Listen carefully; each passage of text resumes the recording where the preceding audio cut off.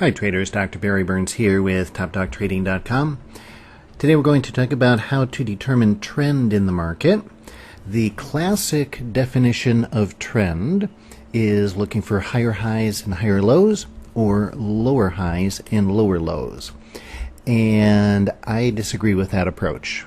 So right away I'm going to start out by being radical.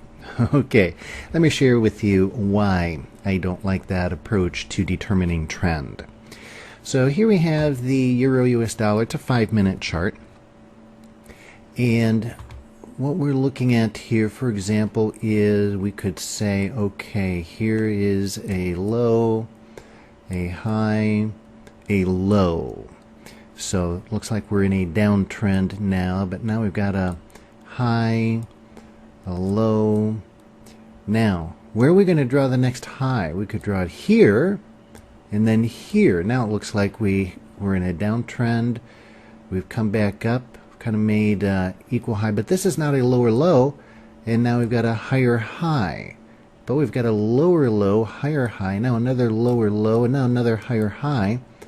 Or maybe that's not even it. Maybe we're going to use, for example, this high, this low, this high. Now we definitely have higher high, higher low, higher high. We're in an uptrend. And then we come back down here, use a higher low, lower high, lower low. Now we're in a downtrend. Now we've got a higher high. You see, it keeps switching all the time. So there's two problems here. Number one is which highs and which lows do you use? It can vary from person to person. Over here, one person might use this low, that high, that low, that high. And then another person might say, oh, no, that's no good. That's nitpicking too much. You just have to use basic ones. Whoops. Get my drawing tool configured here. They might just say, no, those are equal, so we're just going to go from there to there to there. And that makes sense too. So the point is, we need to have an objective approach. And when you talk about doing higher highs, higher lows, lower highs, lower lows, one of the issues that you'll come up against is how to determine which highs and which lows to use. So that's issue number one. Now, you can come up with solutions for that to solve that problem.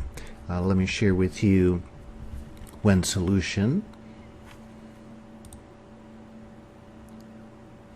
So now I've added an oscillator to the chart here, and you can see that just change our scaling here a little bit to make it easier to see. Again, there's many different ways to determine which highs and which lows you want to use. So I'm just sharing with you one possible one. And I use something similar to this. Now, I'll get people emailing and saying, hey, which indicator is this? What are the settings? So forth. The indicators that I use are all shared in my course, but you can use whatever indicator you're currently using. Tweak it a little bit if you want to. Experiment with it to see what works good for you. But here's one approach. So you take an indicator, go from 20 to 80, draw some horizontal lines there. Look for where it intersects, okay? And we'll use these as our markers. All right. And then what we're going to do is go to our price bars. We're going to look for the lowest low in price when our oscillator is hit down here to 20. Okay, well these are equal lows, so I can mark either one of those. So that would be our low there. Here, that's our high. Here, that's our low. Now this one's a little trickier because this high is a little higher than that high. So actually the high we would use is this one because it is a higher high while the oscillator hit 20 and before it came back down to 20. So in other words, you're looking for the highest high in price while the oscillator is between cycle lows. Highest high in price is there. Okay, then the next high would be here.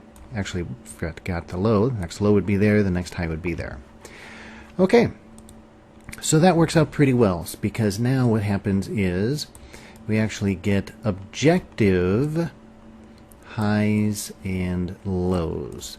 So if you're using that system, everybody using the system will get the same results as to which highs and which lows they should use.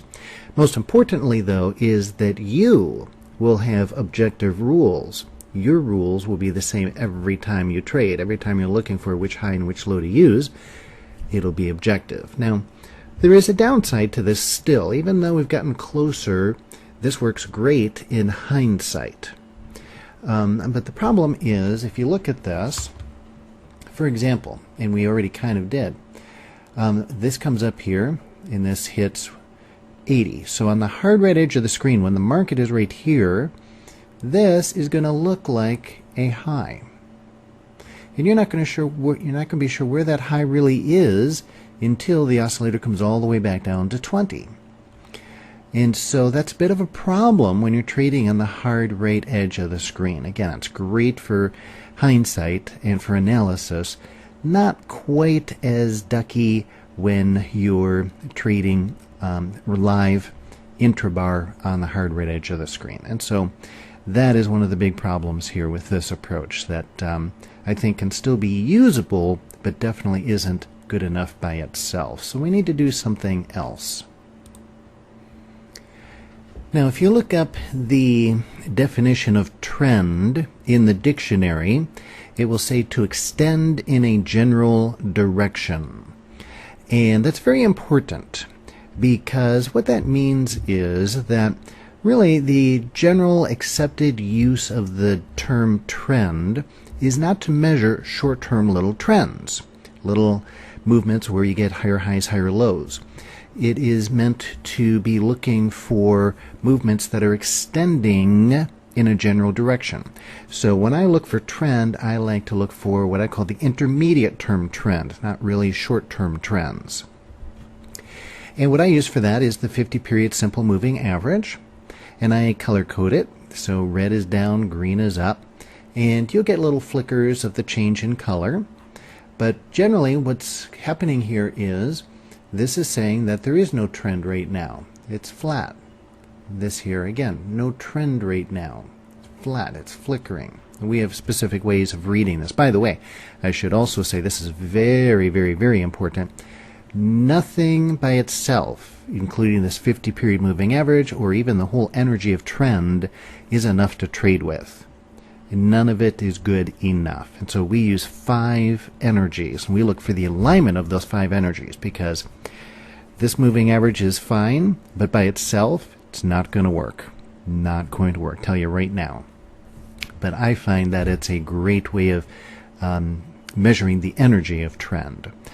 But the energy of trend by itself is not enough to make money with. So I'll put a link in this in my blog post that's related to this video. My blog, by the way, is at topdogtrading.com if you happen to be viewing this video anywhere else. And the date today is December 2nd or 3rd. Actually, it'll probably be posted on the 4th. So look for December 4th at topdogtrading.com blog post, and I'll give you a link to a free video you can watch and see how I trade the 5 energies. But to finish this up, you see what's interesting here is we get a nice move up. All of this is just noise. All of this is just noise as far as direction goes. Then we finally get a follow through to the downside. Now look at this one. Here we go up. We've got up, down, up. What is that? Is this starting a new uptrend? Well, the 50 MA says, no, we're still in a downtrend. Still in a downtrend. And that would actually be a short trade. And it does. Again, it's the extension in the general direction. Regardless of the fact that we put in a higher high, that's just a short-term little move. It's not the general direction of the market. The general direction of the market is down. And this is why I use the 50-period moving average. It smooths out price and gives you that general direction.